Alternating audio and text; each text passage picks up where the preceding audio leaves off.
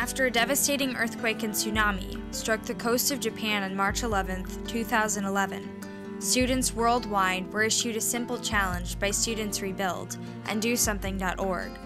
Make and mail in a paper crane, along with a wish of hope and healing. For every crane received, $2 would be donated to help fund Reconstruction. The goal? 100,000 cranes.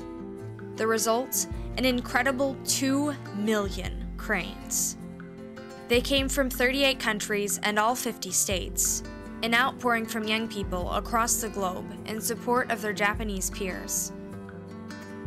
The campaign inspired artist Vic Muñoz to create a beautiful wall-to-wall crane installation that could be photographed as a benefit poster to further Reconstruction.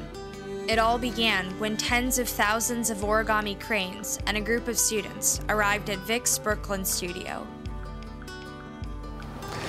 Hi, my name is Vic Muñoz. I'm a visual artist.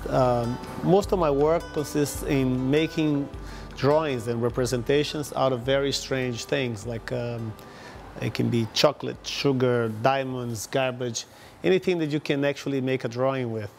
And once you make the drawing, it can be in different scales. It can be as big as a soccer football field, and as small as the head of a pin.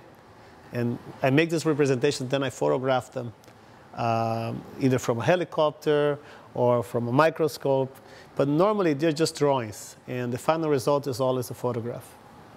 I've been working with ideas of interactivity, actually bringing people to help me and to come to the studio, and creating and sort of building a different dimension to my work that involves some kind of social interaction. Children have a very intense interaction with the visual world. Kids are genuinely, instinctively creative, and they're very capable of making choices and work in a very abstract way. You're talking about hundreds of thousands of things that were made one by children all over the world. So it comes from different places.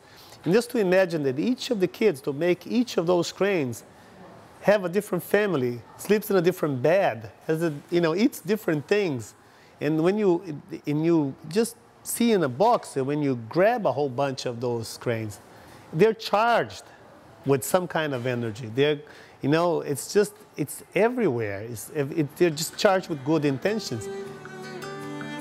It's interesting to think about an artwork that has power to even transcend its own magic. It's just because every single drawing, every single representation, it's a little trick. It's a little piece of magic in itself. But when that magic can be used to actually create larger structures, that you can use that to transform other things, like the lives of people, or to build schools in this case, in Japan.